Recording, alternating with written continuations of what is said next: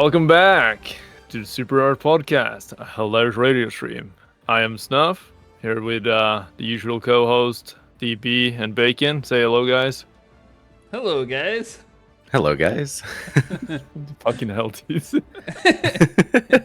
You know, everyone's allowed to say hello however they want. These guys are kind of misfits. They're just themselves, I guess. What have you guys been up to anyway? Directions. What have you guys been up to? You know, actually, I've been playing Helldivers 2, a good amount this week. And we played together yesterday. I think we were, off doing war crimes together.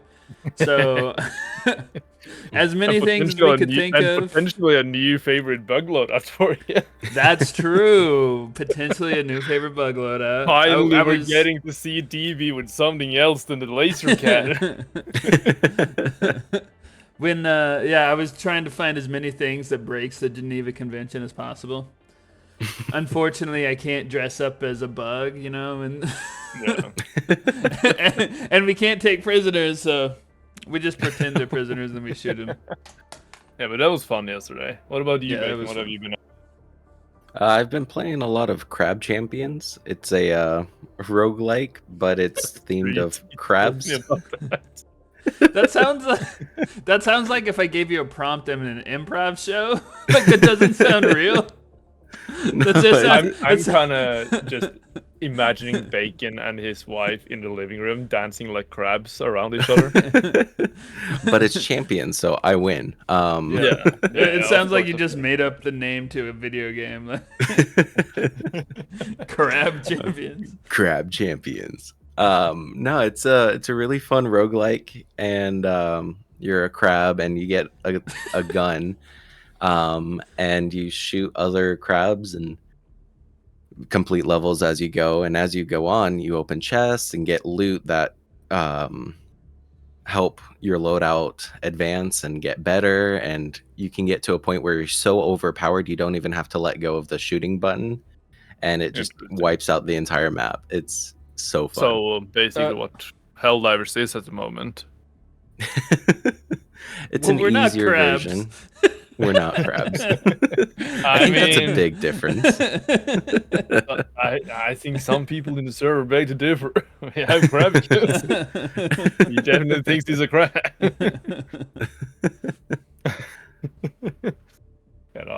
I've been playing a lot of Helldivers as well this week. And not as much repo, thank God. Mostly Helldivers. I think Steam said for me that I've been playing about 70 hours the last 2 weeks. That's insane. That's more hours than I put into work. Yeah. Slacker. Yeah. Here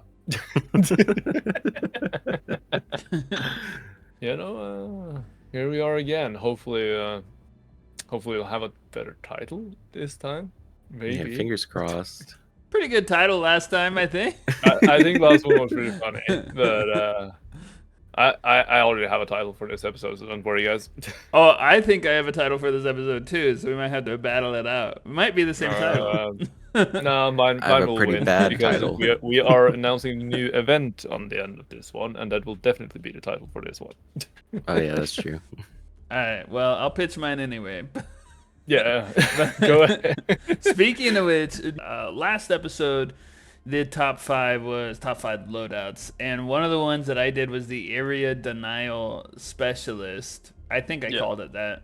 And I was playing it yesterday, and we, trying different things out, a bunch of different stuff. It kind of forces you to say, if you're gonna play, you have to pick something you never really use. So I ended up unlocking the Flame 066 flamethrower. It's like a primary weapon. It's a flamethrower. The torture, yeah. And then, I was using a combination of like gas mine, because you guys were going all gas, but I didn't have it unlocked. So I was using like a gas mine, a gas orbital. Then I used flame mines and flame orbital, and then I used a flamethrower. And so what I called the aerial denial specialist, Bacon called the Taco Bell loadout.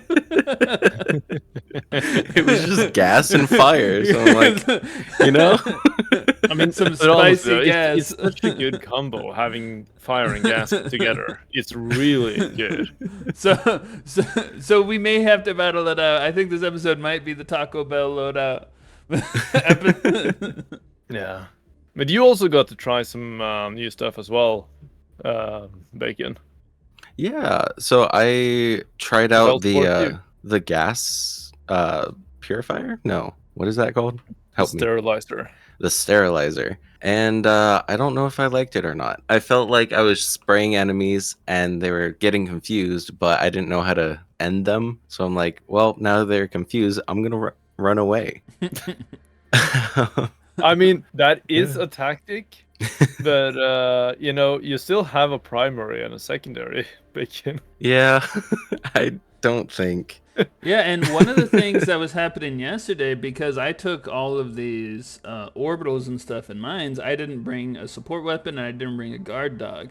So what ended up happening was Snuff brought like the gas guard dog and then a sterilizer. Mm-hmm. So what I was doing, I would use the sterilizer to like immobilize them and stuff, and then pull out that flamethrower and it worked beautifully, man. You stun an entire wave or an entire bug hole, and you just pull out your flamethrower and you get them all, and it's like extremely satisfying and a lot of fun. It is pretty much what I always do when I play like a full gas loadout. I always bring some kind of incendiary weapon, either a incendiary shotgun or a torture or something like that to finish it off, because it's such a good combo. It is a really good combo, because I would say the flamethrower by itself leaves a lot to be desired, because there were times where, because I didn't have anything support weapons, I was running around with only a flamethrower. But when I picked up the stuff that you gave to me, it was like a perfect combination, because separately they're both not that good, but together they're just so good. Exactly. That is why I'm trying to always push you, DB, to try new things. No, man. I think it's Taco Bell loadout and nothing else from here on out. Yeah. I know you're gonna be like that now. No, but we did end up trying. We did the same thing for the automatons. So let me disclaimer here: Taco Bell loadout amazing for the Terminids. When you get super Helldive on automatons, it's not the case. It just does not work, not even a little bit.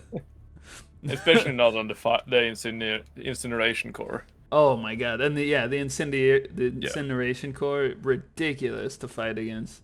I mean, the problem with that is basically range in general, because you don't have any range with it at all. Terminids, I could survive the 2 minutes or 5 minutes until you had your guard dog and your support weapon for me, your sterilizer. Yeah.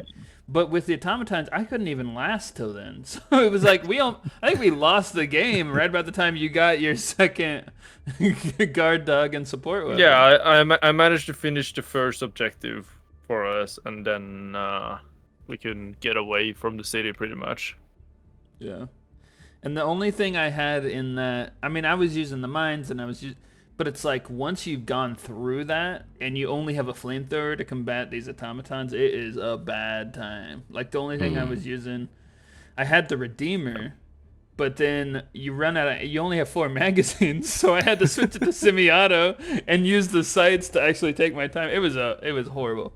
And if I'm gonna be completely honest about with all of this, with me pushing. Like, I haven't only been pushing you guys, I've been randomly pushing everyone in the server, been playing with me last week now, really, to try new things, to specialize themselves. And there's a reason for that. I've been secretly training everyone for what's coming. So if you remember what I mentioned a little bit about the new event last time, you'll start to understand, you can start to connect the dots on why I've been trying to specialize everyone. Well, okay, before we get to like the event and everything, so there was a teaser by Arrowhead recently. Yes. That I think it came out like the day we recorded or the day after we recorded the last episode. Day after, I believe. So what was the teaser that Arrowhead shared? So there was like technically kind of two. It wasn't really a teaser. It's like A quick update. yeah, like they had one that was like, "Hey, we're sorry, we have been some quiet." Like the general information, there's gonna be announcement of a new war bond on the 8th of May, and there's gonna be a big update shortly after. That the general like corporate stuff. So you had that one. That was the first one, and then the day after or 2 days later or something, they posted a new picture that is called the Singularity Party. That's gonna be happening on the planet Widow's Harbor, I believe it was. Mm-hmm. Let me double check that one real quick. Yeah, it's Widow's Harbor. Yeah, Free Springs, Widow's Harbor, May 13th. Widow's Harbor is second to closest planet towards Meridian Singularity right now. Mm-hmm. And considering it says specifically May 13th, that is also a Tuesday for the people who don't know that. And we know what Tuesdays are. That is update day. So there's going to be I'm very, very sure there's going to be something happening on the 13th. Like, very sure. And especially since they had the one before that where they mentioned that there's going to be a big update and stuff happening shortly after the announcement of the war bond. And the reason for the Singularity Party is something most people have seen now. The Illuminates are currently gone from the galactic map. They are just gone. There's no Illuminates anymore. So basically we're celebrating the fall of the Illuminates once more. And and just remember, not everyone is invited, of course. It's only for Class A citizens. So sorry, Bacon, you cannot join. I don't think DB can join either because I don't think he has the Super Citizen pack. Man. So I'm sorry to say it, guys. I will be partying alone.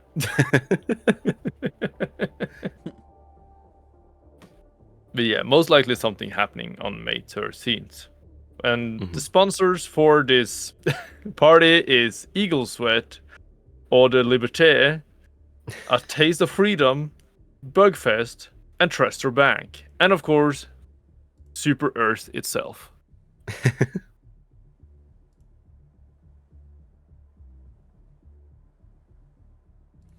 So yeah, there's been a lot of speculation in the Discord, like kind of talking about the update. People are like, get ready, they're gonna drop something.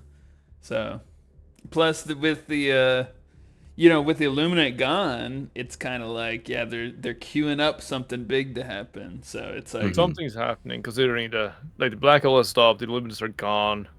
The other enemy, like every enemy, has closed in very close to Super Earth as well.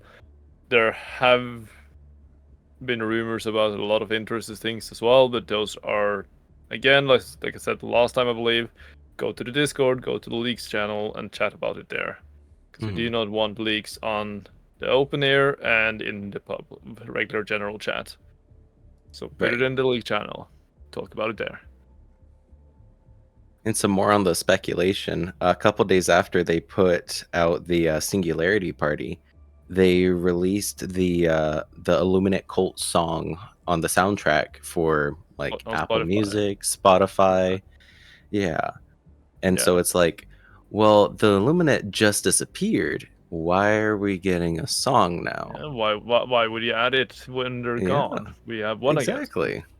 Well, I've had it a long time already. I already have it on my vinyl record. That's crazy. I'm in the future, I'm ahead of you guys. I mean, legally you are, because you're, 9 hours ahead? Yeah, exactly. But yeah, interesting times. There's going to be stuff and things happening. I'm sure we're going to see.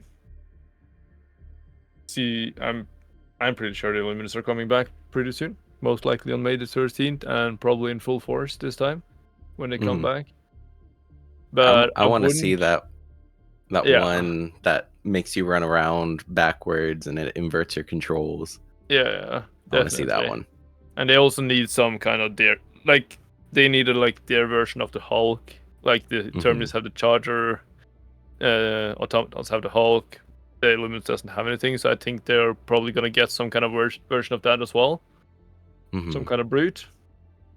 And probably gonna get some kind of super heavy at some point as well. Unless Harvester's it, which will be very disappointing if it is.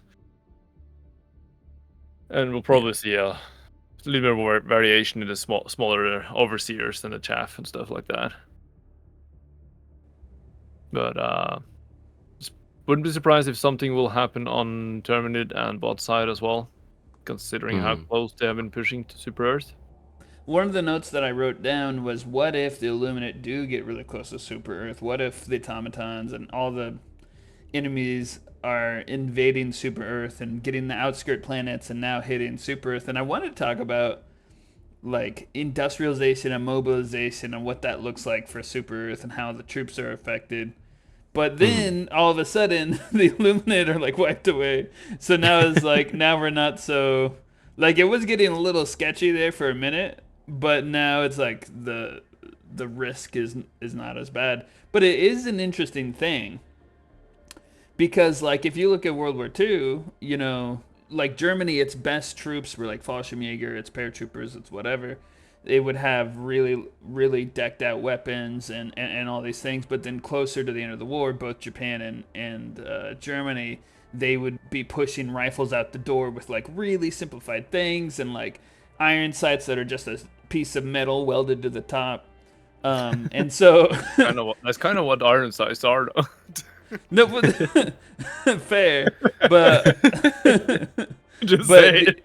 But the idea is like right now, it's how I see Super Earth and how I see Helldivers is kind of how I see how the U.S. does wars, right? The war won't be in the U.S., so we'll export all our troops, 5,000 miles away, and we'll still be better equipped and have better food and have better equipment and have better, all the supply lines and stuff just historically. And that's really similar to what Super Earth does. Because the Helldivers, realistically, like, we have sick armor, we have sick weapons, we have, like, all these, like, cool things. Like, we're picking camouflage patterns and paints and stuff, and we get pretty paints, and we can paint our pelicans with paints. I think the really interesting thing to think about is if we start getting attacked on Super Earth or nearby, or our supply chains get cut off, do you think that Arrowhead will, like, make us pay and be like, oh, you can't use this weapon, you can't use this stratagem, because the planet that makes that stratagem, the supply chain got cut off for it? Like, I doubt that they will block off weaponry like that, but what they might do is what they have done already during the war is like cut off amount of stims, cut off or make timers longer for cooldowns and such on weapons, and so on. I doubt that they will like actually cut off usage for something like, they say, the 500, because it's a very known stratagem. Like, I don't think we'll see that being removed for a while for use until we get a certain planet back. I don't think so. And that is a good point that you bring up, because there are times when you'll go to a planet, instead of 4 stratagems, you only get 3 stratagems. Yeah. And it's like just there's like little things in there, mechanics that kind of simulate real world war. Yeah, and I think that is the way they will probably do it, to simulate lack of equipment, kind of, instead of forcing people to not use certain things. Yeah. Because people are little bitches, as we've talked about many a time. And the fucking cry divers will fucking start complaining and whining as soon as they would have done something like that. We all know that. This is something I just came up just now on air. And like, what if the war gets really bad and we're getting hit on Super Earth, and then Super Earth, like, Arrowhead rolls out, like, maybe it's a war bond even, but it could just be a couple items in the superstore. But maybe it's like a late war, mobilization of like, here's a late war armor, here's a late war liberator. So it's like a liberator, but simplified to make it, easier for mass production and cheaper to make. And like, it's the classic Helldiver uniform, but it's way more simple and way less, shiny toys and stuff, because it's like, this is the bare bones what you need to fight, but like, we can't do all the normal razzle dazzle. So that actually would be pretty cool. Yeah, kind of what they did with the double-edged sickle, and like removing the heat sinks, and here, take this. It might blow up on you, but it'll get the job done. That'd be kind of Maybe. cool. Who knows? Who knows? We'll see on May 8th. Oh yeah, that would be cool. And you know what? I wouldn't put it past them to do something like that, and I think that something like that would be pretty cool. Yeah, definitely a possibility.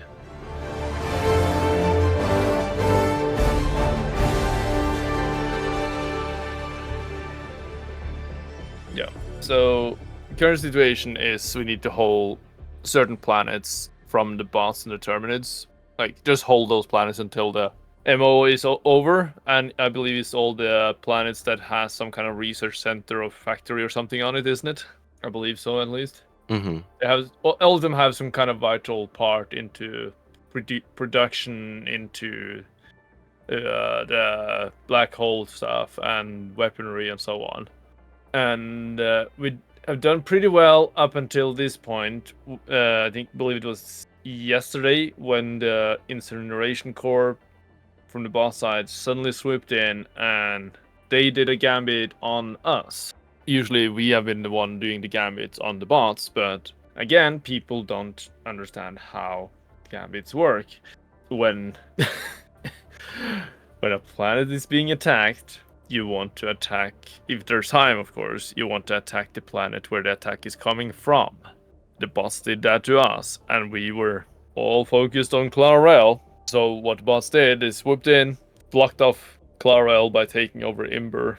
Now they're holding that planet so strongly that it was around like 4 days or something until that one will be liberated. It has sped up quite a bit, actually, because more people have actually started to realize it is going to be too late, guys. I'm telling you, because we still have to liberate Clarel as well, and we have literally 1 day left. This one will be taken over in 11 hours and 2 minutes, according to Helcom. Yeah, they did a gambit on us. The major order ends in 22 hours and 30 minutes from when I'm saying this. Guys, pay attention to Galactic Map. It's not that hard. Learn the game. The game has been out for a year, guys. Arrowhead has like literally both in-game and publicly told you how a gambit works. Like they've literally forced you to try and do a gambit in-game. And here we are. So right now we have a day left, and what we had to do is we have to get Ember, and then after Ember, then we can take the Clarel or whatever it's called. Yes, that's correct. Essentially what it is. Now and I Clarel see is some the last planet. I see some Helldivers. There's Clarel, and then there's like a forward planet, forward of Clarel. Does that help at all attacking that right now, or should everybody be on Ember? Everyone should be on Ember because it's almost liberated. So there is no point when it gets to points like this to attack multiple planets. It's better to focus on one planet and just blast it out and liberate it, and then it can move straight on to the next one. And the problem right now is the good old classic bots versus Terminid factions. People's favorite. We all know how that is. Over half of the player base have been playing on bug side, even though the last part of the MO is over at bot side. And yeah, we're losing it because of people's idiocy. Like the MO is literally the main part of the whole game. When there's not an MO or the MO is already secured, who gives a fuck what faction? Everyone has favorite factions, but guys, help out with the MO. Stop just hanging around on your favorite faction just because you don't like that faction that much. And sit there and, oh, but I just want my medals. Who cares? Help out. If you don't help out at all, we won't get the medals anyway. So why not just help out and get it done? It ain't that hard. As you can tell, I'm annoyed by people. Yeah. I was just letting you finish. Yeah. Just let you go. There is a whole fucking more I want to say about that, but I'm not going to say it here because it will get the podcast banned probably. At least he's going to raise the age limit on this podcast a lot. Well, you know what they say. Some of the best stories have the hardest villains and the biggest obstacles. So maybe getting punched in the face by the automatons there. Yeah, it's like.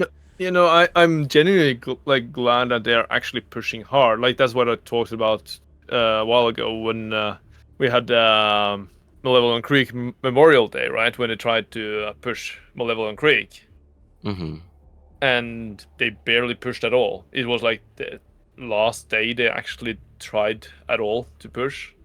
The other days were just like, I can't be bothered. We barely had to do anything. And they're supposed to push hard. It's literally a war. We're supposed to feel useless. You're supposed to suffer. You're supposed to feel victory, true, struggling. Like, winning something after struggling your ass hairs out of your crack. That would help you. It is immensely more satisfying winning something like that, and instead of just sitting there and receiving a couple of medals from other people finishing the major order for you, isn't it? You like to everyone. That's like, it's a military shooter. No matter what people say, it's a tactical military shooter. No matter what people say, and the whole point is doing things like that. Come on, guys, fight the fucking right factions when there is an MO. I just imagine if the Illuminate comes back on the May 13, let's say they attack Super Earth, and people are gonna be like, oh, I don't want to fight the Illuminates. They're boring because they're just the same old, same old. Yeah, we're gonna lose that one, and then we get the game restarted once more. Yep. But no, it's gonna happen if they attack Super Earth, because people are gonna be like, oh, I want to play on Super Earth because it's so cool. I want to play on Super Earth. Yeah. There's nothing wrong with that. Genuinely cool, but like, is that your criteria to play the MO? That is just Super Earth? Is that your criteria? Pretty much. Yeah, but like, why not just like, this whole MO would have been done 2 days ago if people have just done the job. Mm-hmm. We wouldn't have to worry about shit. And that if we also did that, we would also have the bots pushed back away from Super Earth again. So you wouldn't have to worry about that part either. But here we are. There's one sector in between the bots and Super Earth, I believe, and one sector in between the Terminus and Super Earth.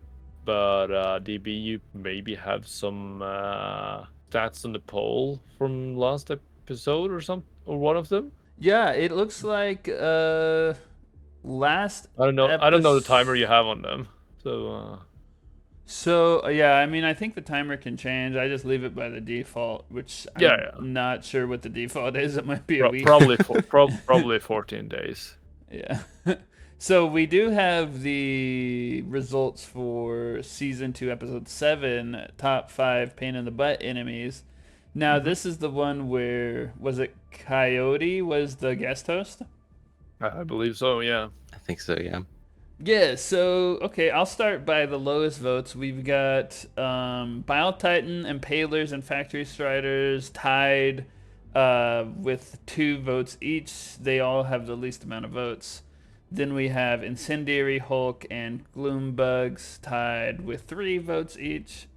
Then we have, let's see, I think it's just Shriekers with 4. And the winner, so the top 5, the number 1... pain in the butt enemy is Stalkers. And we had a few different comments from people on that episode. Let me pull that up. Yeah, one person says they detest the Terminid's leap. The small come in large groups, each able to attack so quickly. I agree with that one. I think you said what they're called, the Hunters, right, Snuff? Is that what they're called? Yeah, the small guys. That is the Hunters. And then we have another person talking about the Stalkers. He's like, Stalkers are stupidos. He just look at us. He says, I hate Stalkers with a passion, and sometimes I'll empty my magazine on an already dead one just to watch it pop. Funny. But yeah, that was a fun top 5. I really liked that one. And actually, both the top 5s, we recorded those 2 episodes like a day apart, and they were both guest host top 5s, and I really enjoyed both of those top 5s. It was the most pain in the butt enemy, and then what was the other one? It was like the most overhyped. Yeah. Yeah, that Yeah, was we had good one. the overhyped, pain in the butt. I think those are the two where we had Mela and Coyote, Mellow, I yeah. believe. And Snuff went off on the most overhyped stuff. I will die on that hill. I don't give a fuck. I will still die there, and I will defend it hard because everyone knows deep inside that I am right. No matter how cinematic it is, I'm still right about 500. And recoilless is still a fucking overused weapon.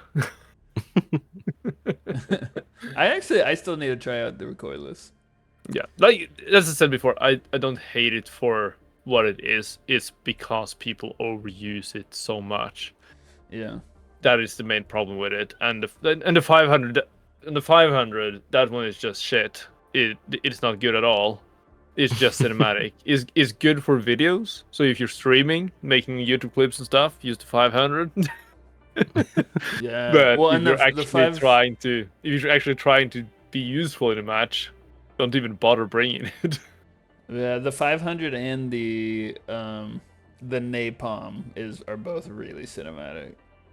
Yeah, but the napalm, on the other hand, is actually useful, unlike the 500. So that one wins both categories. Well, actually, because I was using the 500 and then I switched to the napalm and we were doing super hell dive on automatons and it was like factory striders were coming in and it's like I really wish I had that 500 kg. But for the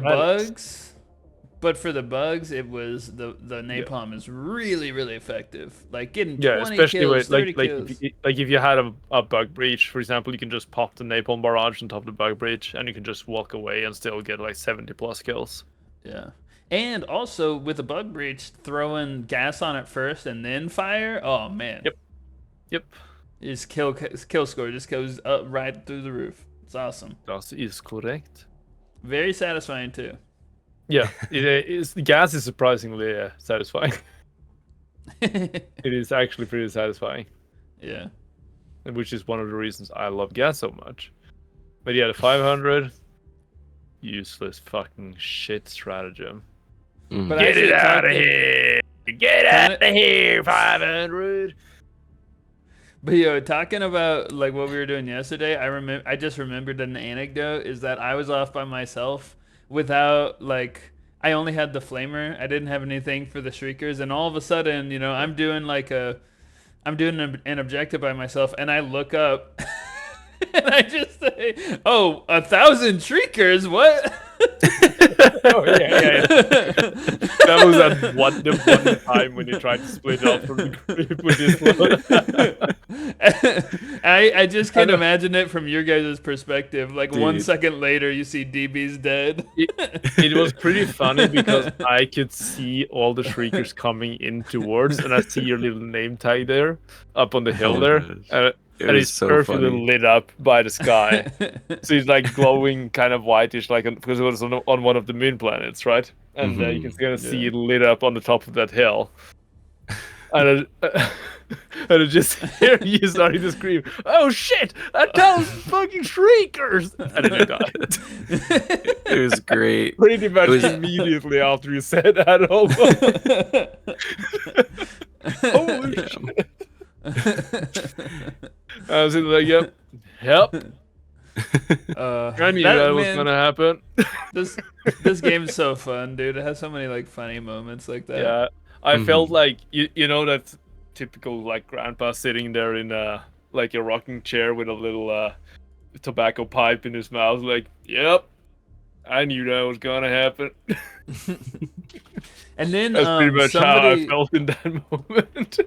Somebody joined our game, I think, towards the end, and they landed in, and they're like, "Oh, I can tell Snuff's been here. There's a bunch of mines." Oh yeah, a burn joined us. Burn joined us. He was like, but it turned out everybody in the match was Snuff has been here. Goddamn Australian. We would. I mean, man, when all four Helldivers have some sort of mines with them, it is a great time, dude. Because like you'll just see them Yeah. all over the place. It's You like, genuinely fun just goofing around like we did yesterday. Because yeah. it also kind of brings you a bit back to like the start of Helldivers when you didn't know how to use things because you're using things you're not comfortable with, you're not used to it. So it gives you that experience all over again. You panic more, you get a little bit more stressed out. Oh yeah. Yeah, Do it's a you, lot of fun. Bacon? Do you remember one of the loadouts that you used that you had never used before?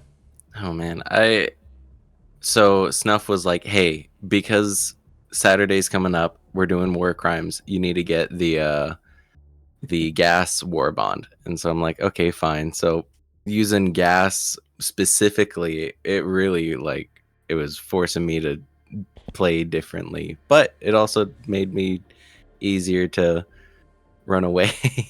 So I played the same, and it was a lot easier to play the same. Yeah.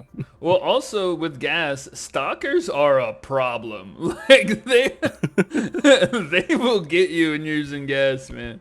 Like You it's can rough. dive. But I was trying. I Don't take actually that. finally got to try the BR-14, and Yeah. what I tried. I also tried the anti-material rifle for the first time in like a year. So it was difficult, but it was fun. Like I was able to kind of get the job done. We ended up, I think, failing that mission right at the last like objective. We did fail one of them, or I think we finished the mission, but we died before extraction. Mhm. Yeah, I think I don't remember. I don't think I I don't was. remember exactly. But I I was do just think we having too lost that much one. fun. Because the BR-14 and the anti-material rifle, it's like almost good, but not enough to really like use ever again. Because like Yeah. the anti-material rifle is just like a worse autocannon, and the Yeah, one thing the upside to it is, of course, that you don't have to have a backpack. that you don't But have to have a backpack. yeah, But the downside still, like really to make it, if you wanted to make it so more people used it, I think what you do is you add a reticle when you're hip firing, so you can fire from, without aiming through the scope. And then the other thing is when you're I think the bullet velocity is just not quite fast enough, and so it's a little bit. I don't remember it being as erratic.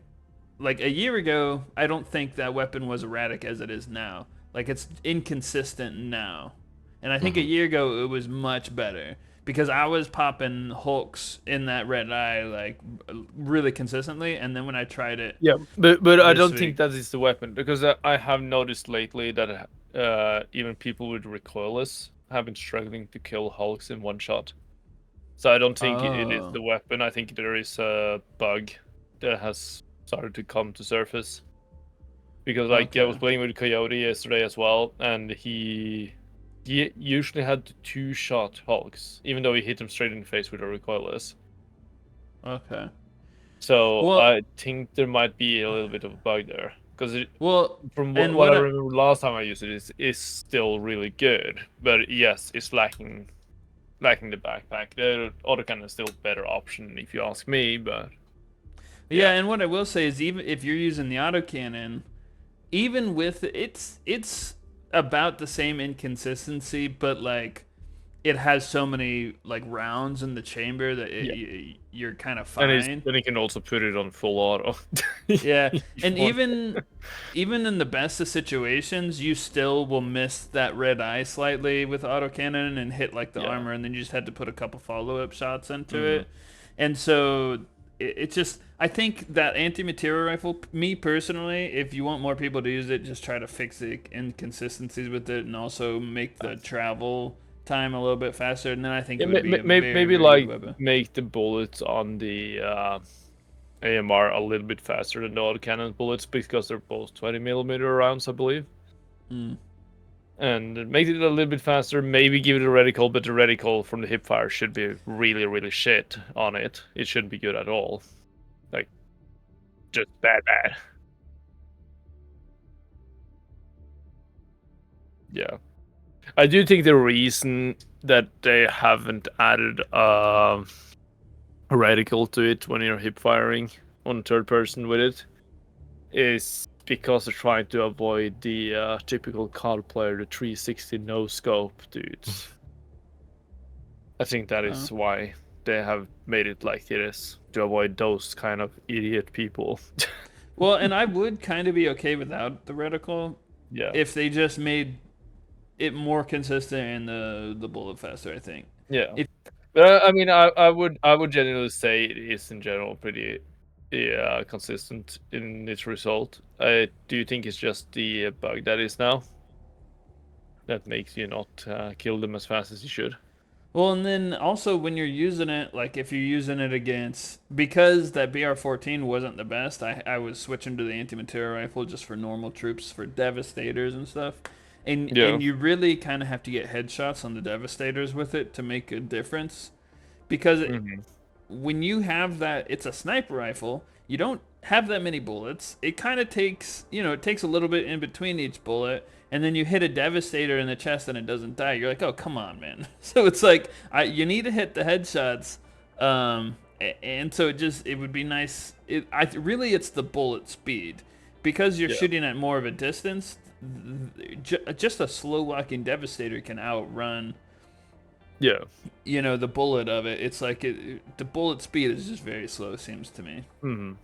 Yeah. I will check it out because I haven't used it in a while. So I will take a look at it.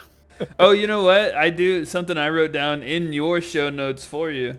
Yesterday we were playing, but no, you're talking about the SSD yesterday, and I never noticed it had a third S. So really, it's the SSSD. Yeah. So normal SSD is like solid state drive, right? Mm-hmm. And this is Super Earth we're talking about. So what would a third S in front stand for? Sandwiches. Obviously stand for sandwiches. Now Super Earth. So it's super solid state dry. Which I love. Obviously. I love that so much. It's so great. It would be funny though if it was actually sandwiches, but it is super. I just love the idea that you're coming up with the idea for a universe for like a movie or a game or a book, and you come up with, they're just super patriotic Earth, let's just call it Super Earth, and then your lore just lets you add super onto everything. It's amazing. Super McDonald's, Super Earth, it's great. Yeah, it's super SSD. It's pretty funny. Can't lie about that. Funny enough, my the graphics card I have is a 2080 Super, so it's a. Yes, I also have a Super one. I have the 4080 Super. So it's a Super Earth approved GPU. I mean, when I first bought this game, I had a NVIDIA 1080, and what do you think I upgraded to a 4080 Super? And not just a regular 4080 or the 4080 Ti. Well, that's a great card. Mm-hmm. Even without the super title, it's a great card. Yeah, it is. I'm really happy about it. It is. If I would have bought now, I would have bought a 5080, obviously. Right. But I bought it knowing I knew the 50 series were gonna be released this year, but the price was so incredibly good on this that I just pulled the trigger and bought a 4080. Yeah. Simple as that.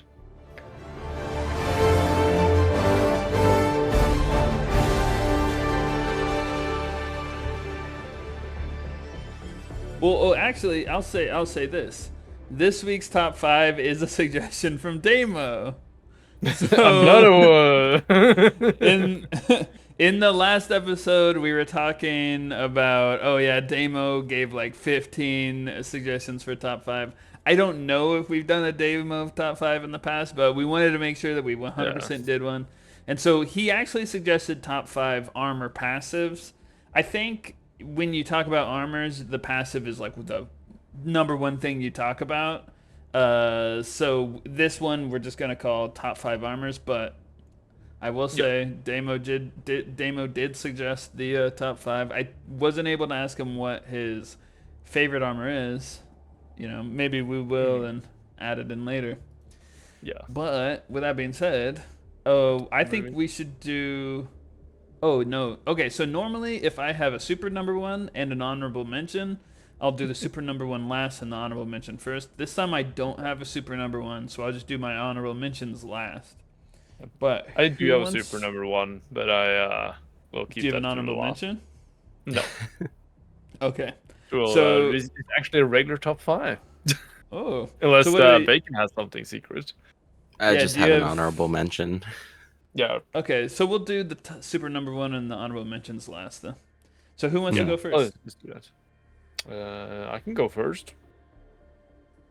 Okay. And I like this is how I interpret it. It's not about armor passives. This is just about what top 5 armors you like the best in general. Mm-hmm. So it doesn't have to be passives, because we'll probably do like an own one just for the armor passives, probably, which passives you like the most. But number 5 for me is the SC-15 Drone Master. I just like how it looks. I like the helmet, I like the armor, I like combining it with different capes. Just general good armor with engineering kit. Just like it. Looks cool. Very nice. I don't have much more else to say about it. No, it is a good one, and it doesn't make my list, but I put alternates as an option, so it is one of my alternate for one of my armors. I mean, I know which one is not your number one, because you only use one armor. I could make something else a number one, but we both know that you're not gonna do that. Yesterday was like the first time that you actually used another armor just because of all the gas. Yeah. But yeah, that kind of seems dishonest to like make something else the number one. To me, it's like, if I'm gonna use it all the time, shouldn't that be the number one? Yeah. I agree. Disingenuous was the word I was looking for. Yeah, like this week has genuinely changed up how my list is looking, though, just because I've been switching around so much this week. Yeah. And I think my this list is not how it would be for 2 weeks ago. But yeah, this is a fun list. Number one, it's a fun list because yesterday we were trying out a bunch of stuff. Like you said, I've used guns and armor that I've never used. Yeah, suddenly you discover something. Oh, I never used that, but that's fucking awesome. Yeah, but it's awesome. But the other thing is, it kind of goes with the community event that has been ongoing for the last like 2 weeks, where it's like the loadout community event. Yeah. So the last top 5 and this top 5 kind of goes with that too. So that's why I really like this list. But I'll go next for my number 5. It's the AC-1 Dutiful. It has an armor. I think it's a medium armor, and so it has an armor rating of 100. It has 500 speed, and it has 100 stamina. Its passive is acclimated. It provides a 50%. It's the one from the kill zone. Yes, it is the kill zone armor. The acclimated, what that means is it provides a 50% resistance to fire, gas, acid, and electrical damage. I chose it because, bugs spray acid at you, so not only does this protect you from enemies, but it also protects you from friendly fire as well. And also, a little bit of the aesthetics. It has olive drab in it, so I really like anything with olive drab. My cape has olive drab in it, and like you said, this is the armor that I used yesterday. So the alternate I have. So funny enough, I couldn't find another medium armor with the same passive. But if you're gonna go medium armor and you want to do something similar, but you don't like the aesthetics of the Dutiful, something you could use is like the Hazmaster. So it's a medium armor, has the same stats except for its passive is for gas only. Yeah. He's generally good armor. Mm-hmm. What about you, Baconator? Well, my number 5 is the DP-53 Savior of the Free. It's a medium armor, so 100, 500, 100. But the reason it's only at my number 5 is because it's part of the Super Citizen Edition. It's an extra $20 you have to throw at the game. But I like it because it's shiny. Yep, it is shiny. It is shiny. And shiny, yeah. shiny. Its passive is the Democracy Protects, prevents all damage from bleeding, and a 50% chance not to die from lethal damage. So it helps me survive. Yeah. I like it because it's shiny. We do like shiny. Everybody loves shiny. And it's a medium armor? It is a medium armor. Yeah, I believe that one is medium, yeah. So there's a couple other there are a couple other alternate armors that are really similar to that. Yeah. Yeah, but it's shiny, so there's really no alternate ones you can use. So what Bacon is saying is kind of like a fish. Yep. Bacon is a fish. That is canon. That is just canon right now. Bacon is a fish. Bacon is so a he fish. basically sees this armor just swimming there, wobbling in the water, and he just goes straight for it. It's shiny. It's blinking in the sun. I need that stuff. I'm going for it, guys. See ya. And then exactly just all that. I will say, if you wear this armor and we dive together, there is a chance, there is a possibility that you may die, and it says LO Bacon 43 on the screen. I don't know what happened, but it's there. It is there. Yeah, that's fair. That's fair. Snuff, you're number 4. Yes, I believe we're up to number 4, yeah. And mine is the GS17 Frontier Marshal. That is the new one from the new medium armor from the Borderland Justice Warbond. Genuinely one of my favorites. Oh, it's the cowboy one. Yeah, it's a cowboy Warbond one. The medium in the Warbond itself, not the Superstore one, but the medium in the Warbond.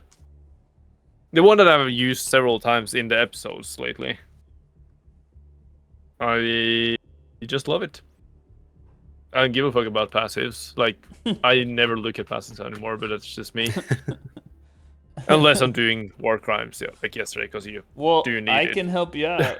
It's got I know the passive. It's the quicker draw and faster reload speed for your secondary weapon.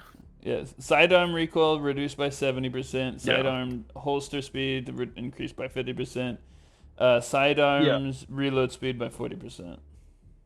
Yeah, which is genuinely a pretty good passive, actually. And then it's got the same stats as every other medium armor. Yeah, which is it's just a regular medium armor with that passive. It's nothing special. But that passive is genuinely good for bugs, especially when you're using the grenade pistol a lot to close bug holes, for example, because you reload so fast that almost the animation can't finish before you can shoot again. So you can pop those holes really, really fast. And it's useful in boss side as well if you're using the Senator or Verdict, something like that. So you can reload faster if you're in a pinch. It's a unique passive. It's pretty cool. Yeah, like it's not like a passive that is like super duper useful because it only affects sidearms, right? But it is nice to have in those situations when you're needed. Yeah. But yeah, I just generally think it's cool as fuck. That's the only reason. I don't give a fuck about passives. The vibes are good. Passives are for people who need skill tissues. But yeah, so my number 4 is actually, I'll say this. This is kind of recommended by Coyote J. And this is the B08 Light Gunner. So it is a light armor. It has 100 armor, 550 speed, and 125 stamina. The passive is extra padding. It provides a higher armor rating. I chose it because the extra padding makes this the same armor rating as medium armor, making it basically the fastest medium armor that you can get. Yeah. Essentially. It is a good armor. Now the Mhm. downside, obviously, is there's no other like you don't get an extra passive, so you don't get more grenades, or you don't get Yeah, it's you basically know the same passive as the standard issue armor. yeah. But because it's a light armor, it acts like a medium, so it basically is the fastest. If you want to have the same armor protection as a medium armor but be faster, this is kind of the one for you. And the aesthetically, not bad. Aesthetically, it's pretty good. I think it's a decent looking armor. Yeah. And that's pretty much all I got to say about it. Yeah, it doesn't always have to be a 4-hour long speech about things. This is fun. Because aesthetically it's kind of modern-ish. It's got like the Molly straps on it. It kind of, it's Helldiver SWAT aesthetic is kind of what it is. Yeah. It's kind of like, kind of like black and yellow, orangish in the color. It's orange, and then like the chest piece and the shoulder piece is black, and like the top of the chest piece is like a normal. It looks like the Helldiver normal, but the bottom section of the chest piece looks like a modern day plate carrier. Yeah, so very neutral look to it. So it can probably be combined with a lot of different helmets and kits. Exactly, and that's the one thing is I'm not talking about helmets in this list as much, but we can mention what kind of helmets would go with it. Yeah. And I would say helmets that are black, helmets that have a little bit of subdued orange could work with it. Yeah. That's kind of why I like the Drone Master and Frontier Marshal, for example, because those also are armors that can be combined with a lot of different helmets and capes. Yeah. So you can mix up your hell drip a little bit. Yeah, so Bacon, what's your number 4? My number 4 is the FS11 Executioner. It's a heavy armor with 150 armor, 450 speed, and 50 recovery. I like it because it's shiny. See, I was right. Bacon from California is a fish. It's official. It is a fish, and I'm pretty sure it's a bat. Well, Join for Cookies was playing with us today, and I saw it, and I'm like, ooh, that's a nice armor. Ooh, shiny. But ooh, shiny. I like shiny. I like shiny. It is a sharp looking armor. It's definitely not bad. Yeah. I bet that Bacon's car is just all chrome. Like every oh my gosh. piece of the car is just chrome. Like he has a chrome layer on top of his windows, so with all the windows looks chrome. Like mirrored. The chassis the chassis is chrome. The wheels are chrome. He has probably spray painted the rubber on the wheel in like a reflective spray paint. Yep, instead of white walls, it's just mirror walls. Yeah. So does your list get shinier the closer you get to number 1? Surprisingly, it doesn't. Yeah, there's surprisingly not that many shiny armors in the game. No, it was really hard to make this list. That was what we were trying to do, I believe. Yeah.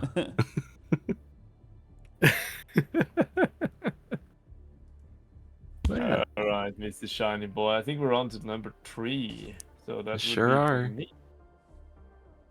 And that is the armor I'm wearing right now in the video for our viewers. And that is the AF91 Field Chemist. Both in helmet and in armor itself. Cape, decide yourself, but green and white capes fits really well. Just saying. Get your hell drip on. I like it. I do like the gas passive on it. It's great for when we're doing war crimes like yesterday. It's really good for that. But I also really like the look of it because it kind of gives that World War I vibe going.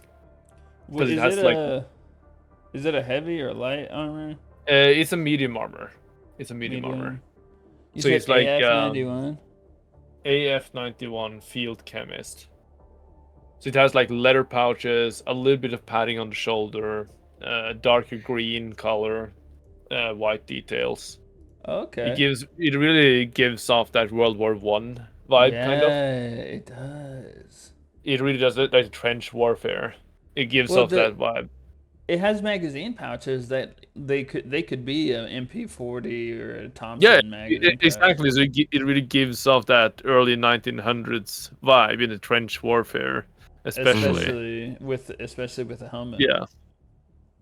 So I just think is a real, genuinely cool armor.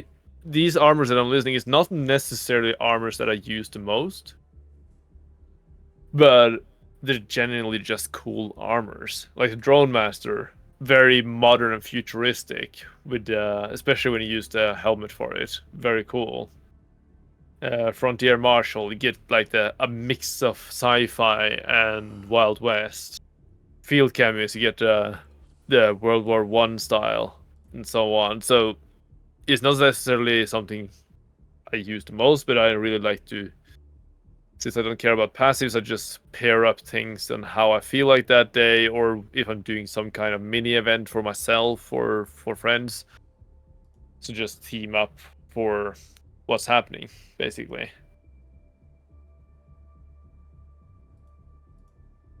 That means it's your turn, DB, on number 3. Okay. I was looking at photos of you. I know it's kind of hard to count sometimes, but we're here to help. All right, this is a fun one. This is the CE101 Gorilla. It is 150. It's a heavy armor, so which means it's 150 armor, 450 speed, and 50 stamina. The passive is an engineering kit, so it further reduces recoil and crouching or prone by 30%, increases inventory of throwables by 2%, +2. And the reason I chose it's because it's a big boy with a lot of bombs. It's I call it the turtle suit because it kind of looks like a turtle. Yeah, it's a fun one. It's like the bugs are about to have a bad day. Yeah, I mean, with it's this guy, armor. It's good armor. Yeah, and I did put. There's not a real alternative to it except for like something that you could use instead of this would be maybe the B-27 Fortified Commando, which would be the only it has a different passive which makes it up in armor class, which makes it the only super heavy armor. Yeah. But yeah, there is no real alternative for it. Yeah. It's not. Bacon, that is your turn. Do you need help counting as well? Well, I didn't know if it was my turn or not. I didn't want to skip and be like, "Oh, hey, are you done talking?" Well, it's me. I don't know, Bacon. In this part of the world, you just say, "It's me. It's my time right now. It's my time. It's Bacon time." Well, my number 3 is the I-102 Draconaut. I don't know if I'm saying that right. But it is probably Draconaut, yeah. I don't know. It's a medium armor, so 100, 500, 100, part of the Freedom's Flame War Bond. Oh yeah, it's that one. Yeah, it's a weird one, dude. It is really weird, but it's really shiny. It's really shiny. It's like if you put tinfoil around everywhere. Yeah, you're gonna be seen. Yeah, and it probably has that arm probably has the goofiest helmet in the whole game. It looks like you're wearing a backwards hat and a gas mask. And a VR goggles. But most importantly, it's shiny. But most importantly, it's very shiny.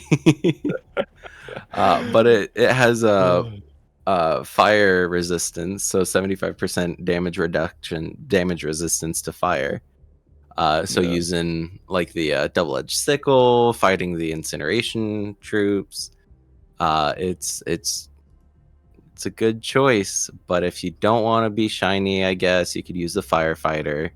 It has a lot of blue and orange, but if you want your teammates to see you, you mean the one that actually looks like it would be a firefighter? the one that actually looks like it would be a firefighter and Yeah. not a space cowboy. I don't Not the one wearing a fucking hazmat suit made from fire. Basically hazmat. Exactly. It is a cool one though. Yeah. I'm glad some people like those armors. Someone has to. Someone has to. I guess Yeah. it's me. Yeah. So round to number 2. Yes, sir. 5, 4, 3. Yeah, 2. I just have to count my fingers real quick. I can hear him moving his fingers up and down, Alright, just Snuff. like one.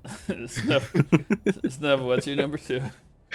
It's the B-24 Enforcer combined with the white helmet from the Truce Enforcer's War Bond.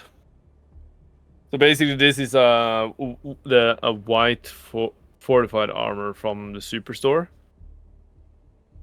and the helmet would be from the Truth Enforcer's War Bond, the white one. I don't remember what it's called right now. You said it's a B-22. Is it a light armor? B-24 Enforcer's a medium armor with fortified passive. Which fortified passive, generally my favorite passive on the bots, is the most useful. It's the one that does the most heavy lifting on bot side. Because it's 50% reduction on explosive damage, and it's also 30% reduction in recoil when prone or crouching. Okay. So that is my favorite. You've seen me use it a lot. It's the white and blue one when I use a white cape and a white helmet. Nice. And I just genuinely love that passive on all the different types of armors. Just a very good passive. It's a passive you don't really notice. It's just there and saves your ass over and over again, so many times. And the helmet is kind of like a Stelheim, kind of like a Japanese helmet as well. Yeah, it kind of looks like you're wearing like an officer hat, kind of. Mm-hmm. You basically look like a commander when wearing that armor combo. That's why I like it. And that means it's Mr. DP, it is your turn with your number duh. Duh. What do you make bread with? Duh. That means number 2. So this is an armor that I used to use a lot. I think part of my list, you were saying your list is mainly like aesthetic wise. Part of my list is like bringing awareness to maybe if you're new to the game, what could be good. This is the go-to one if you're new. You unlock it pretty early, and it's the DP40 Hero of the Federation. So it's a medium armor, normal specs, stats. So it's 100 armor, 500 speed, 100 stamina. Its passive is Democracy Protects, so 50% chance to not die when taking lethal damage, and prevents all damage from bleeding of chest hemorrhages.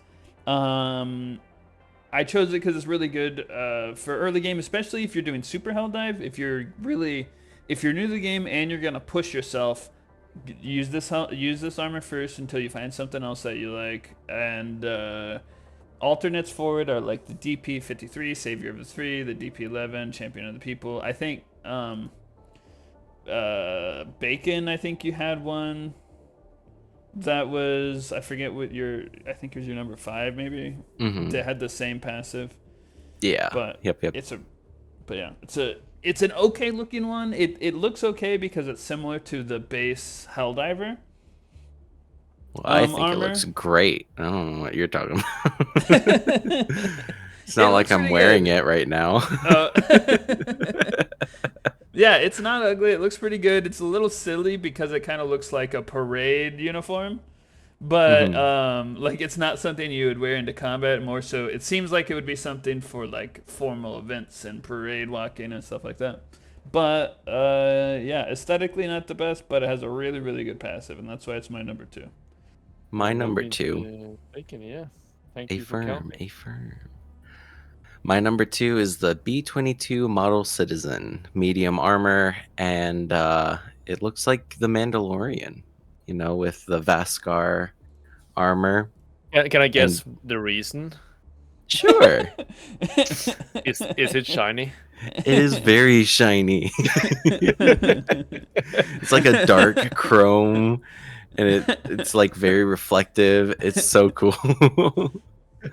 But unfortunately, I don't have it on PC because it was only a anniversary gift, a one year gift. So I have it on the PlayStation, but not over here, and that makes me mad.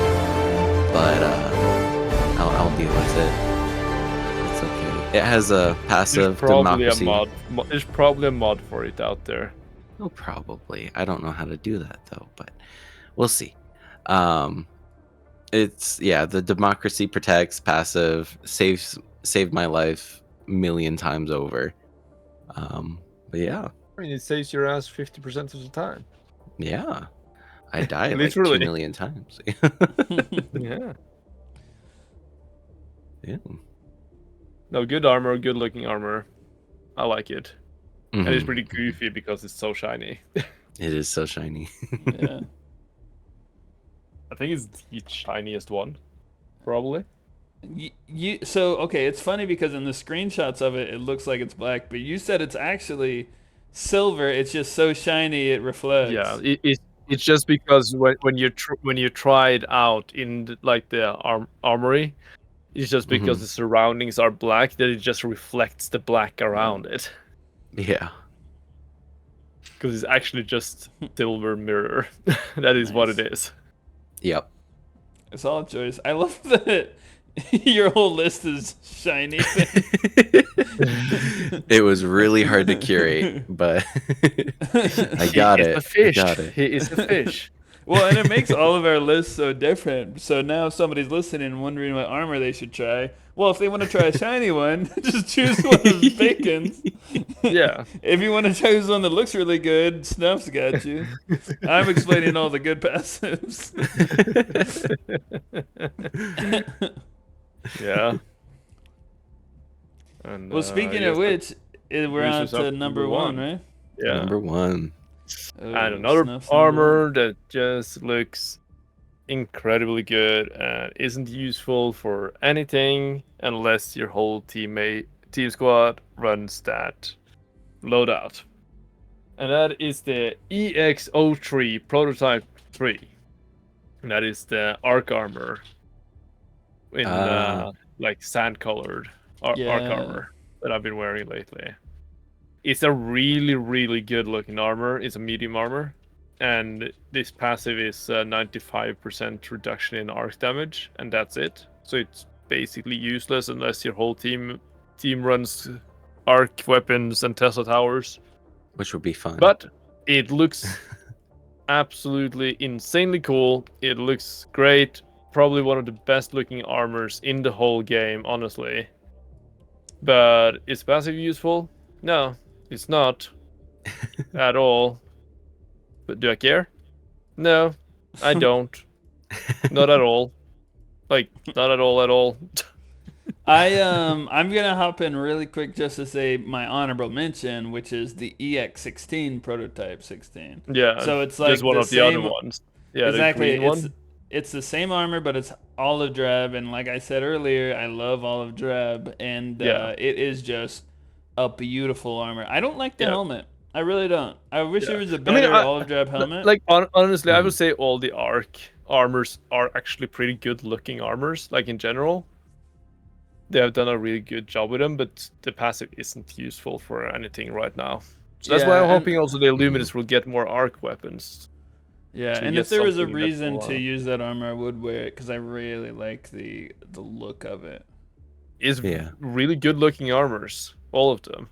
Yeah. I just tend to lean towards sand colored things. I like that type of color. I also like green, but I like coyote brown. It's a very cool tactical color. No, the 03 prototype, the Prototype 3 is a really good look. I really like coyote brown as well.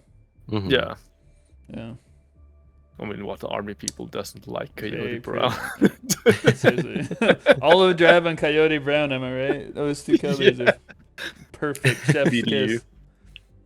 Yeah, BDU is pretty nice. But We're not gonna BDU go. We're not gonna go down the camo rabbit hole once more. No, come on. I gotta mention it. The one thing about BDU is it has black in it that I don't really prefer. But yeah, I mean, you will probably like the classic Norwegian camo then. I gotta show look you it that up later.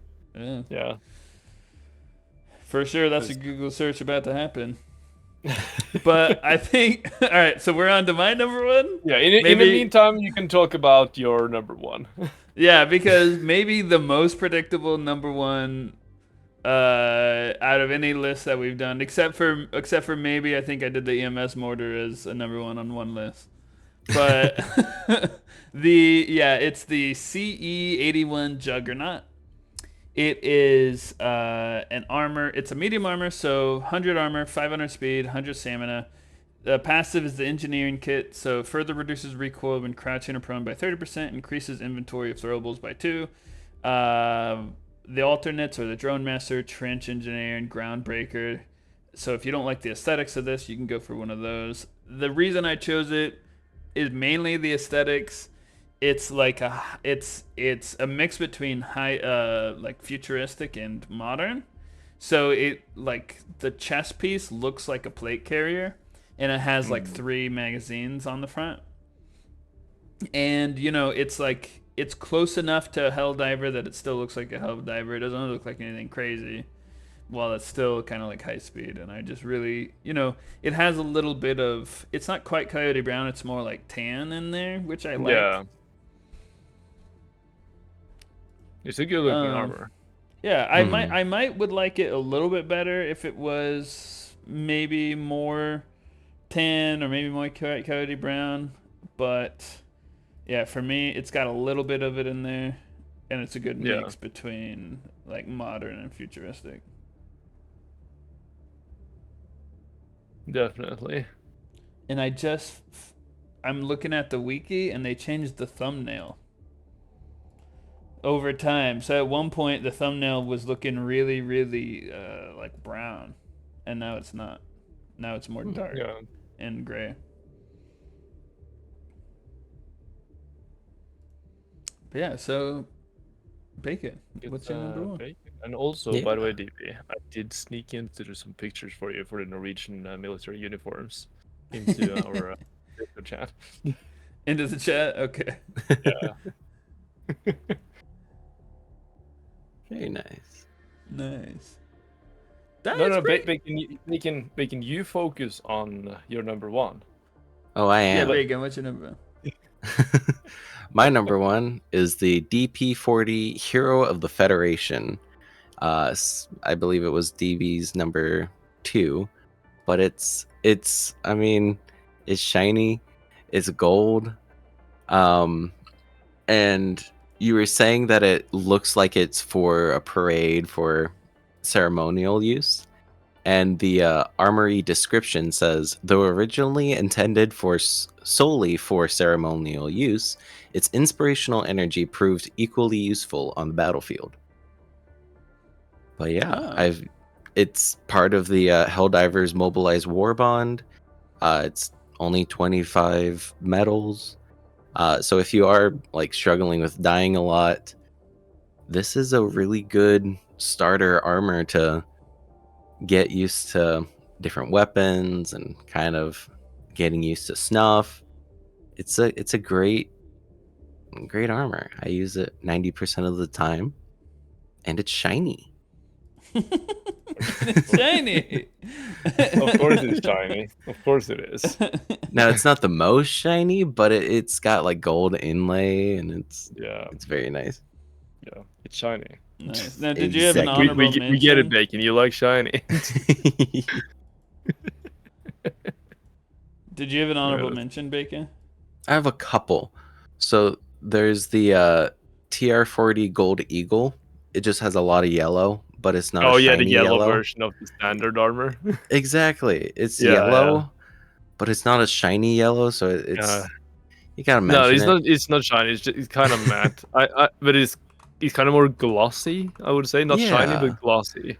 Yeah, it's like an And I just eggshell call it a gloss. Bumblebee. Wait, Yeah. what was it called one more time? The TR40 Gold Eagle. And is it medium? It's a medium armor. It's the Yes. same as the standard issue armor. Okay. Mm-hmm. With extra like padding. It's literally the same armor, just yellow. Yeah. The whole time, every time you guys say one of yours, I've been looking it up on the wiki to see what it looks like. Oh yeah. Yeah, it's nice.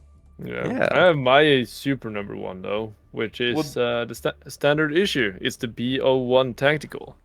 Nice. Mm-hmm. That should be my super number one. Yeah. It's just so recognizable. It's recognizable. It's good looking. It's a good armor as well. Good passive. It's a medium armor, so overall, it's a good all-round armor. It just works for everything. Yeah. It's the Helldiver look. There's nothing there is literally nothing to hate about it. It's literally the main reason most people. It's the first thing most people see when they look at the game. I want to buy that game. That is the armor you see. My only thing with the basic armor is like just get rid of the little splash of yellow, and I would like it just a little bit better. But but then again, yellow is kind of the color of core super, so that's the reason it's there. Like it has no functional purpose for warfare, that's for sure. Yeah. Well, and I have a couple. I did have one. I said my one honorable mention earlier, which is the Prototype 16, but I've got a couple other honorable mentions. The UF50 Bloodhound, just because it's all red, it's really good looking. It's kind of like an cool armor. It's kind of like a Star Wars armor, and I've got some passives. Red clones in Star Wars. I wrote down 2 of the passives that are pretty cool. So one is the Peak Physique, so increases melee damage by 100%. That's pretty cool. Mm-hmm. And then Scout markers placed on the map will generate radar scans, and then reduces range at which enemies can detect the wearer by 30%. So that's a pretty cool passive too that I like to use in the future.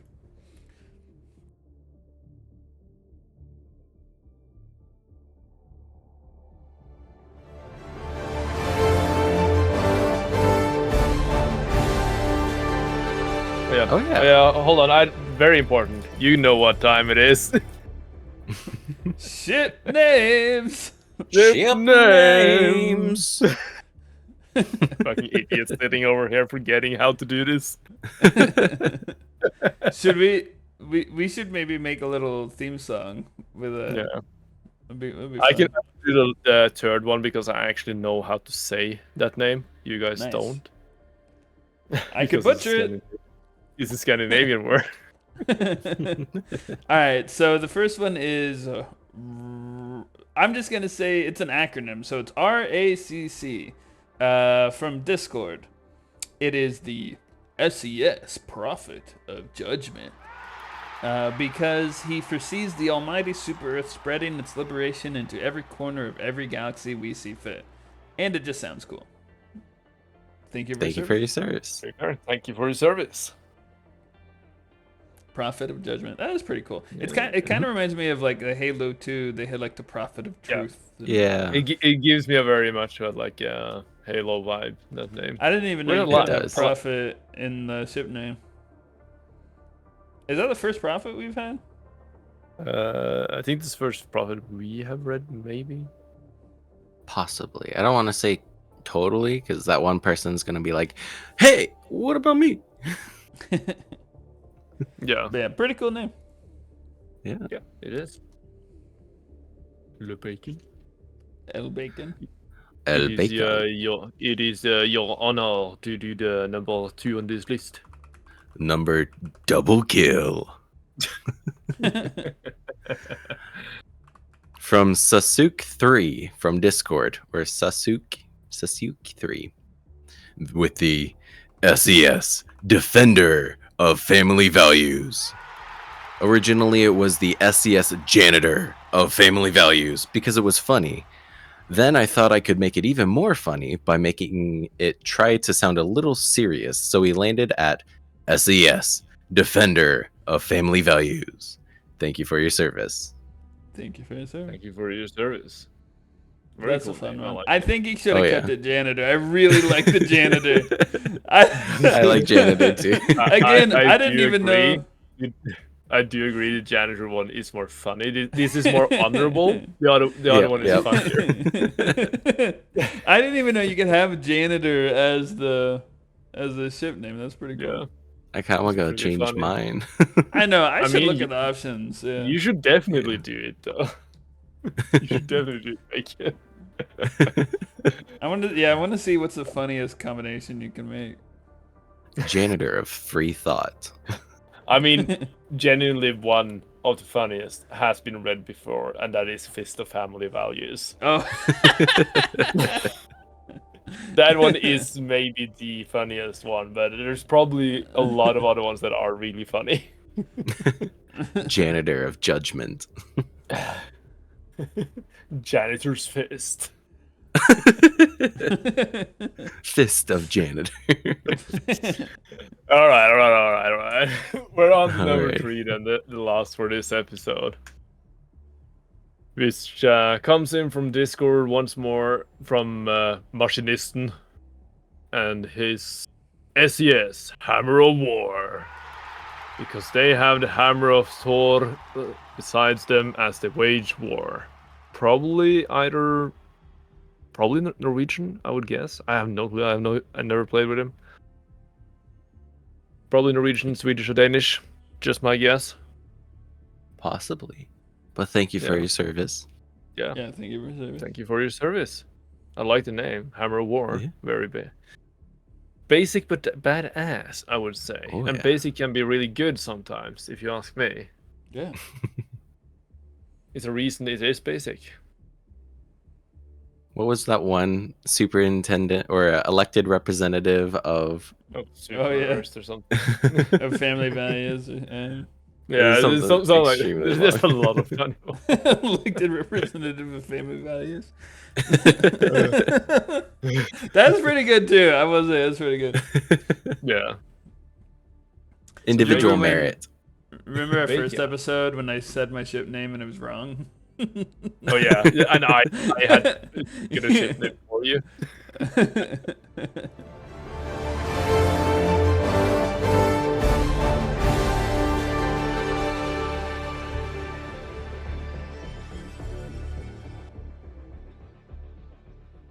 Listener stories. This one comes from A Burnt Bridges. Intercepted Helldiver correspondence. Mort. Not for transmission. Dear Dad, something happened today. The last thing I remember was running around on a desert planet, getting my basic training, and then suddenly I blink, and I'm on the ship, and they're celebrating my promotion or something to 138, saying almost 150, but I've got no idea what I'm doing. And now I'm the captain of this huge ship and calling in ordnance that's likely heavier than the housing block back home. I need your advice, Dad. Not as colonist 87475625, David, but as your son. Remember when I used to run around our cubicle, killing imaginary dissidents and terrorizing 2658-5884 Kyle from next door with my Liberator Jr. with real firing action? Well, now I'm not so sure that I'm ready to do this. It's like I'm still that kid blindly charging about our cell in that paper. It's like I'm still that kid blindly charging about our cell in that paper breastplate Mom made. Except now the monsters fight back. What I mean is, what if they're not actually attacking, but defending themselves? Like actually fighting back, trying to take back their homes or whatever. It's just, I tried to ask Managed Democracy Officer, but they just kept saying they only regret that they have. They just kept saying they only regret that they have, but one's ship's worth of lives to give to the cause. Which feels hucked up, but with an F. you know? Okay. I don't know, Dad. One day I will teach bacon. One day. I don't know, Dad. So much is happening, and everyone just seems to accept it. What if Super Earth is wrong? What if I can't become a real Helldiver? What if Snuff finds me? What if the real dissidents are those that Super Earth has been creating along the way? Talk to you soon. Give my love to Mom and tell Kyle I'm sorry. Your son, 8747-5625, John. Not for transmission. Replacement message reads, Dear Dad, the victory is within our grasp. Buy war bonds to support the war effort. Warm regards, insert Helldiver name. That's funny. That was good. What if Super Earth is wrong? What if I can't become a real Helldiver? What if Snuff What if Snuff finds me? Replacement message is so good. And actually, I joined this other Discord server that a friend invited me, and apparently the rumors about my mines and my axe precedes Really? me. Apparently. That's so funny. Apparently when I joined, when I was playing a little bit earlier before I joined you guys, right before recording, and it was like, is that D Snuff? Is that the action? Is that the man of the mines? That's amazing. That is my name. I'm the man of the mines. That is he. The man of the axe. Apparently, it's spreading. I don't know. Pretty funny. I was not expecting that. I was caught off guard a little bit. But it's funny. It's funny that people is that means people are listening. It's funny as fuck. That's amazing. Yeah. But anyway, over to more important stuff, I would say. I think it's over to community task section. Don't you think, guys? Community task. Community task. Because I'm pretty sure you both and probably listeners are interested in what the hell is this new Super Earth Special Forces that comes out very soon. Tomorrow. Or I guess in 2 days. When this episode releases. 6th of May, 6 a.m. my time. So that would be like midnight, 5th of May for DB, wouldn't it be? It's just 6 hours behind. Yeah, something like that. I don't know. Fucking hell. It's gonna last for throughout May 6th to Monday, June 16th. So over a month of event for you guys. You have a bunch of time to grind this one. Big event. We'll go quickly through the short description, like the general description for it here now, which is Super Earth Special Forces. Oh my gosh.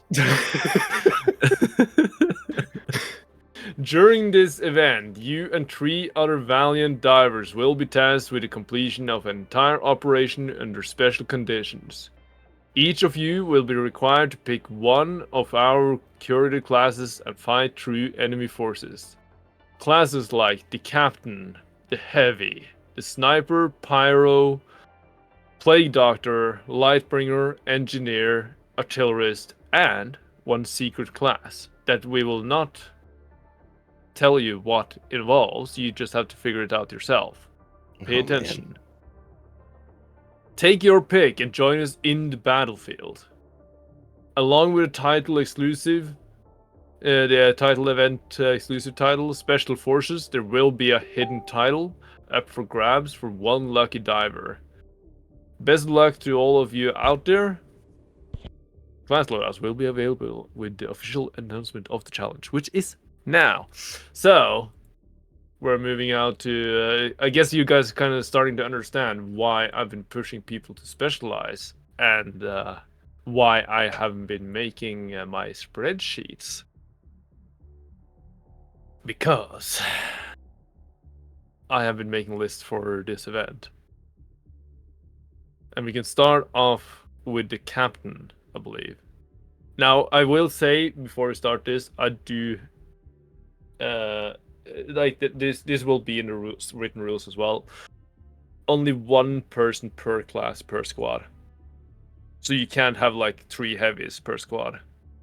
That is not allowed. That doesn't count. Oh, You have to to use go 3 4 different captains. classes. Yeah.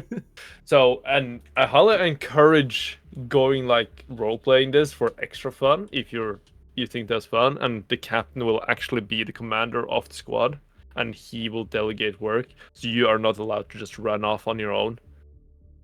No. Like you will, but that is not part of the rules. That is just like if you really want to get into the nitty gritty of special forces. I think that'd be captain. fun.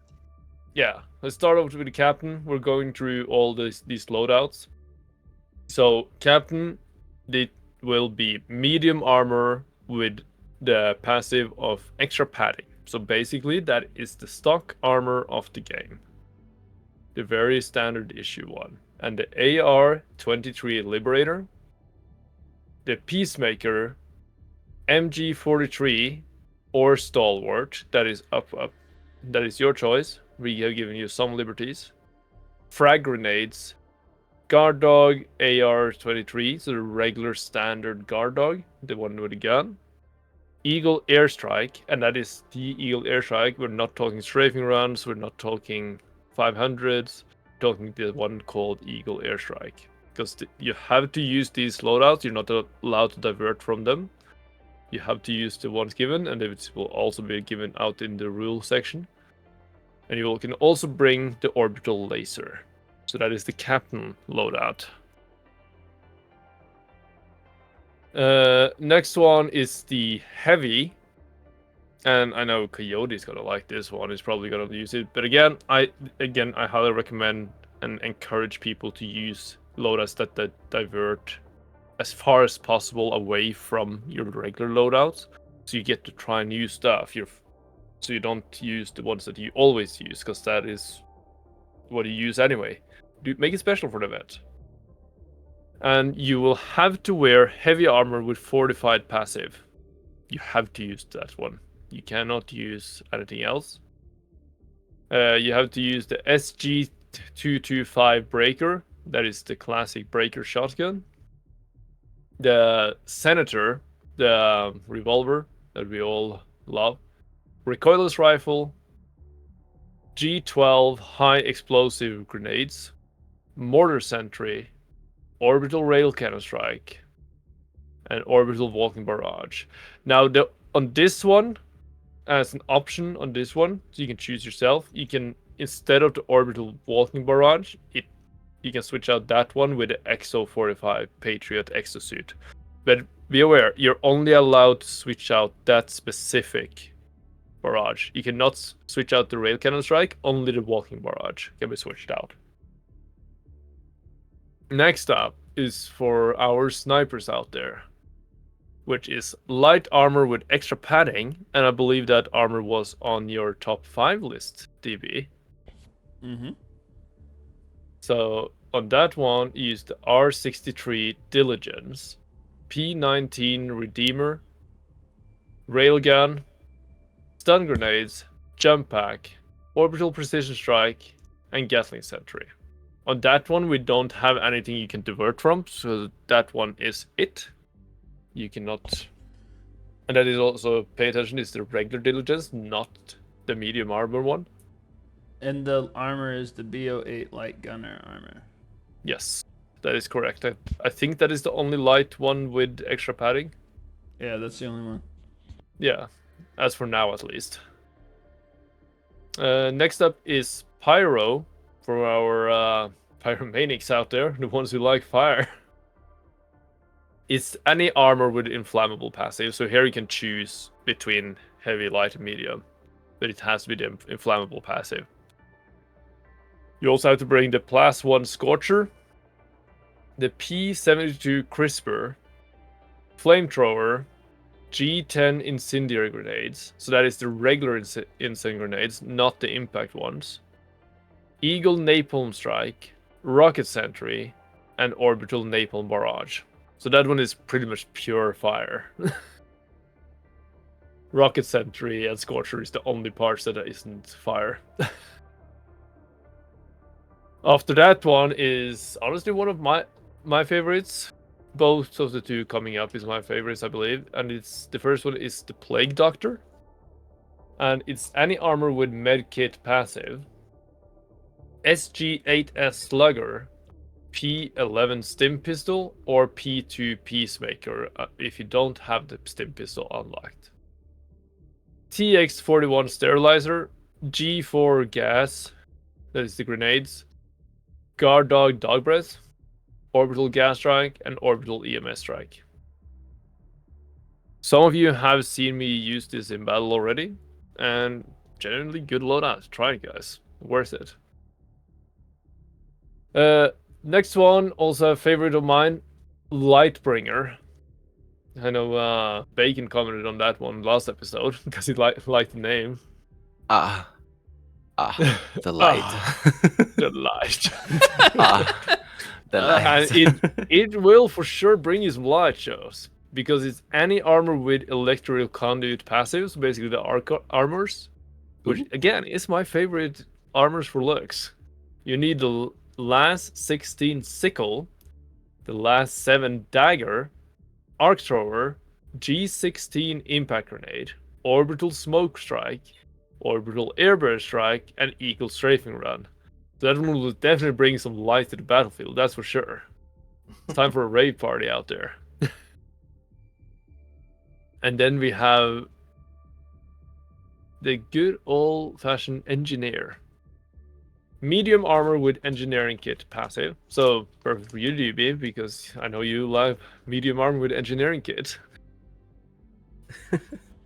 And the SMG 37 Defender, the P113 Verdict, the EAT-17 Expendable Anti-Tank, G50 Secret Grenades, or the standard issue G6 Frag if you haven't unlocked the Secret Grenades yet, the SH-20 Ballistic Shield, Gatling Sentry, and Tesla Tower. And then we have one last class that of the official listed ones, and that is the Artillerist. It's another heavy one. You need heavy armor with siege ready passive, the JAR 5 Dominator, GP Ultimatum, AC8 Autocannon, G123 Termite Grenades, Autocannon Sentry. Autocannon Sentry can be switched out with the XO49 Emancipator exosuit, which is the autocannon exosuit. And you also have to bring the Orbital 120 HE Barrage and the Orbital 380 HE Barrage. So you need both of those barrages. And those are the classes that we have made for this event. It is also a nod to the board game that is coming out soon. Because a lot of these classes are exactly like this in the board game, even though you can't customize them. But it is a nod towards the board game, because they've been doing a great job. And we want to bring it to all the guys that won't buy the board game, but can still be forced to use the classes. And don't forget, there is a secret one, but I won't tell you what it is. So pay attention. That is the event. What do you guys think? You excited? I'm excited. Yeah, that's pretty cool. Actually, I feel like it makes you play Helldivers the way it's meant to be played. That's kind of why I wanted this event, and Mela also liked the idea of it, because it kind of forces people to not only specialize the team, but also try new things, not only the things they usually want. Is a set. Like if you're in the military in real life, you get issued what you're supposed to use.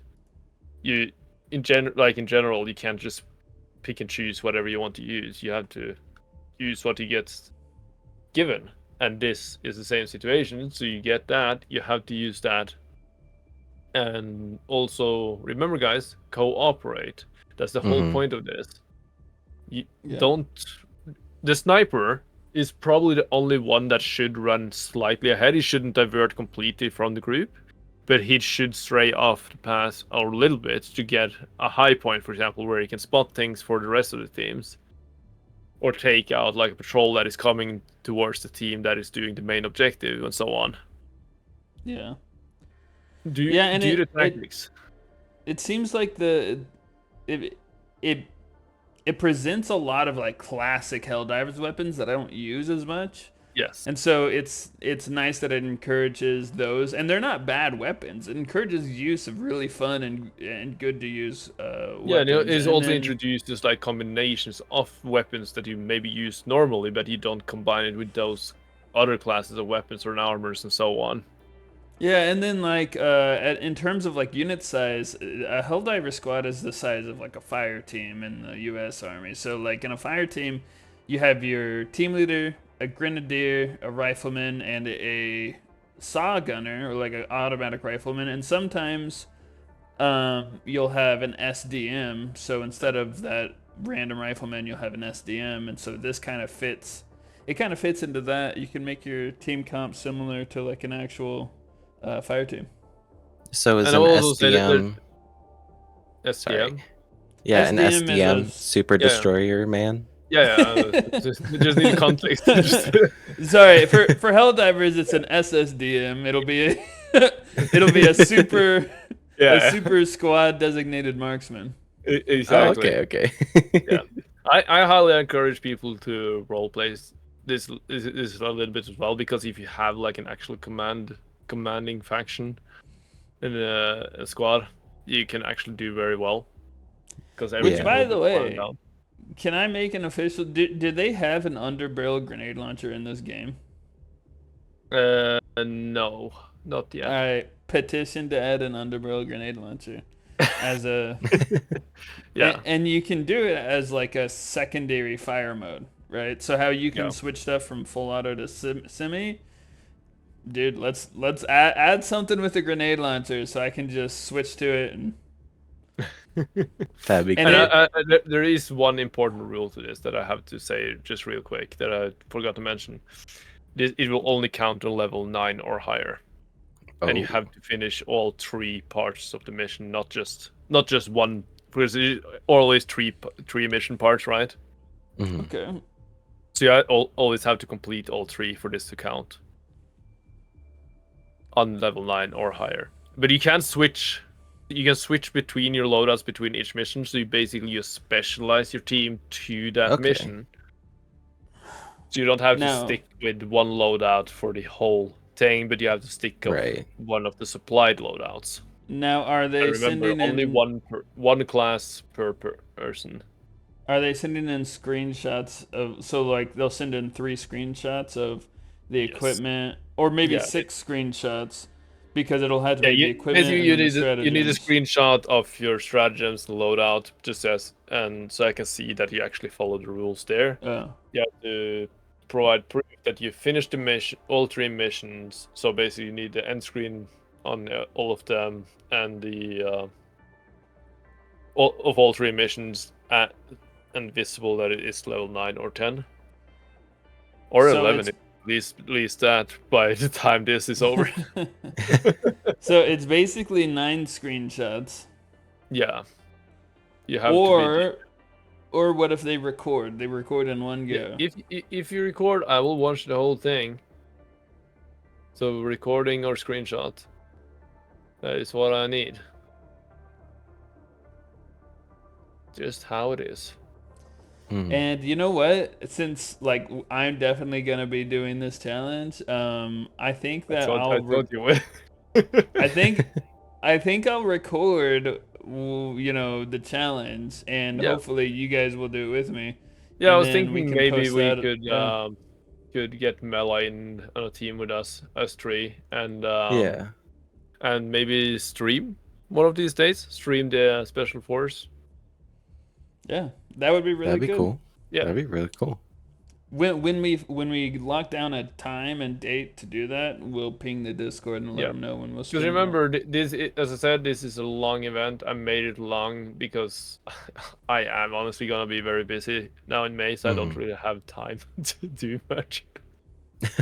So that's one of the reasons. But it's going on until June 16th, so you have plenty of time to finish this. Plenty of time to grind some super credits if you need to unlock stuff to try other classes. You just have plenty of time for everything. You don't have to worry about that. Wonderful. Yeah. So yeah. Thank you for listening, I guess. Yeah. And unless you guys have anything special to say, I say see you on the front lines. It's just join the Discord. Submit your listener stories. That's a given. We want to hear your ship names. Comment your ship names either on Spotify, YouTube, or the Discord. Yeah. Discord is best, as I keep saying. It's easier to keep track of. And it's also nice to see you guys talking in the chats, voting things. There is a new poll that I just posted as well, which I didn't even tell anyone else. And that is just general poll if people want us to talk a little bit about mods on the podcast. Okay. So let us know your top 5 armors. Vote in the Spotify poll, vote in the Discord poll, engage in the community challenge. If you vote in the poll, comment on Spotify and let us know what you voted for. Comment on the YouTube and let us know as well. And with that, see you on the front lines. See you on the front lines. See you on the front lines.